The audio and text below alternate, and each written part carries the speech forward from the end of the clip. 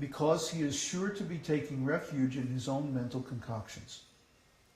Consequently, it is rightly said herein that one has to give up all kinds of sense desire manufactured by mental concoction. Artificially, such sense desires cannot be stopped. But if one is engaged in Krishna consciousness, then automatically sense desires subside without extraneous efforts. Therefore, one has to engage himself in Krishna consciousness without hesitation, for this devotional service will instantly help one onto the platform of transcendental consciousness. The highly developed soul always remains satisfied in himself by realizing himself as the eternal servitor of the Supreme Lord. Such a transcendentally situated person has no sense desires resulting from petty materialism.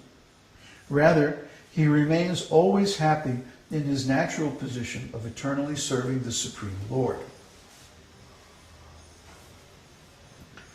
Very important verse. The Blessed Lord said, O Pārtha, when a man gives up all varieties of sense desire which arise from mental concoction, and when his mind finds satisfaction in the self alone, then he is said to be in pure transcendental consciousness.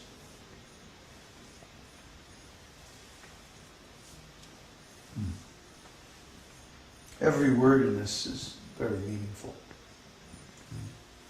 Śrī means beautiful, transcendentally beautiful, full of transcendental spiritual qualities. So the Lord is addressed as śrī-bhagavān.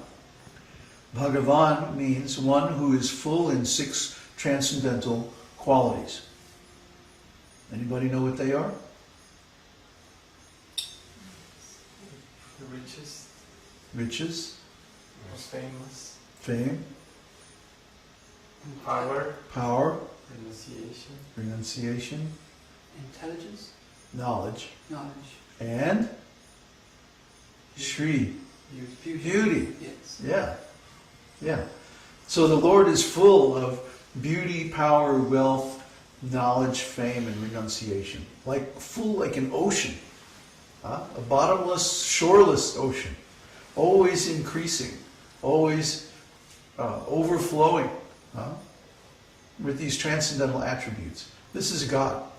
This is Bhagavan. He has no connection with this material world. This material world cannot touch him.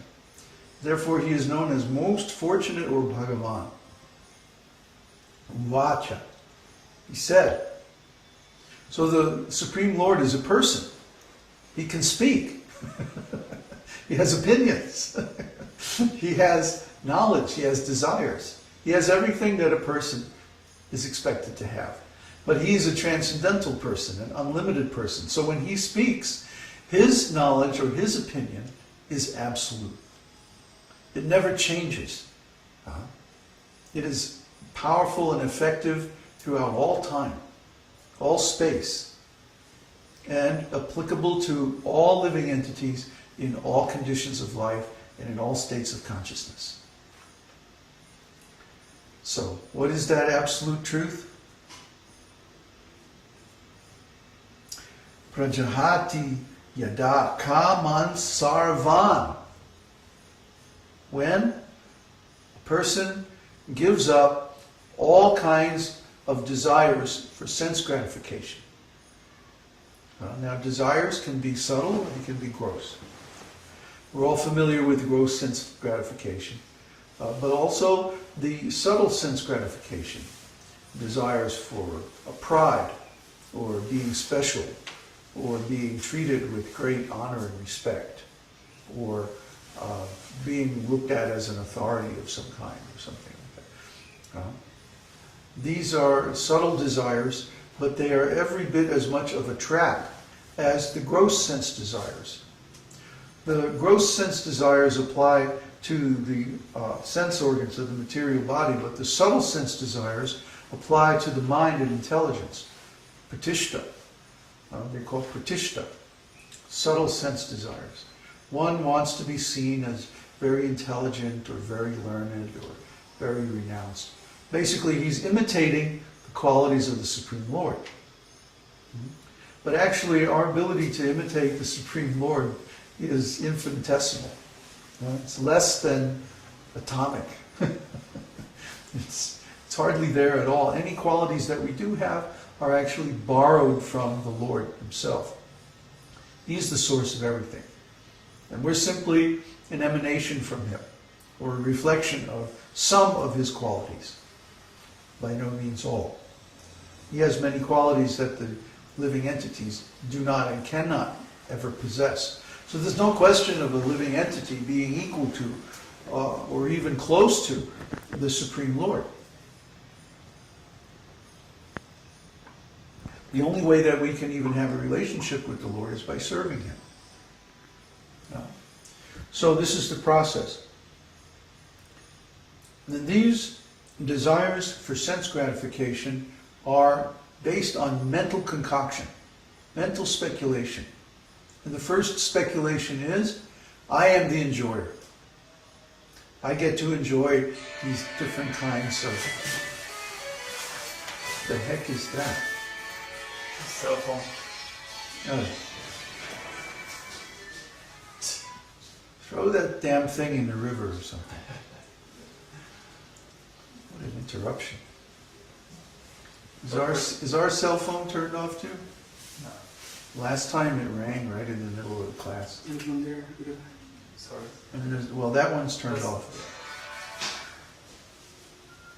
There is a particular word that's very noticeable there in that verse, the kāmān. Kāmān. One who wants to enjoy as kāmā. Kāma means lust. Lust means specifically sex desire. So we see, for example, that in the name of sex desire, people want to have a very nice body, and then they want to dress their body in beautiful clothes, and then they want to have a nice car, a big apartment or house, or they want some position, some designation. Oh, I am the president of the company, or I am the something of the something. These are called designations, material designations. Or usually they come in the form of, I am the most something of something. Everyone wants to be the most, the greatest, the best, the something of the something. This is all nonsense. What are we? We're servants of the Supreme Lord. That's our real designation. So all of these false designations are made by mental concoction. I am the husband of so-and-so. I am the wife of so-and-so. I am the lover of this person. I am the president of this company. I am the muckety-muck of Pooh-Bah. It's all just mental speculation. It's meaningless. Why? Because it says back here in my favorite verse, 2:16, that the sages have determined that what is temporary has no real existence, and what really exists is eternal. And they figured this out by studying the nature of both. So we all have experience with non-eternal designations. We think, I am the something of the something. I am the husband of this person. I am the teacher of this class. I am the such and such of so-and-so. And then we base our identity on that. Identity is something that's even higher than intelligence. It's called false ego. The false ego is based on mental concoction. I am the such and such of so-and-so. And then the intelligence makes plans based on that false designation. Oh, because I am the such and such of so-and-so, I must do this. And then we make a whole elaborate plan about how, as the such and such of so-and-so, I will do this and that to this other thing. Where did that come from? Did it come from the scriptures? Did it come from the spiritual master? Did it come from any kind of a real assessment of the situation in the material world? No. Therefore, it might happen, it might not happen. It might be approved by the Lord, but most likely it's not. So one spends valuable time and energy of this human form of life trying to execute this plan, these desires that are arrived at by mental speculation, mental concoction, based on a false premise. And then inferential logic, because I am this, I must do that. And on it goes. So we try to do this and try to do that, and so many things fail. Why? Because the original premise is wrong, false, illusory, concocted. We all know the example of the nut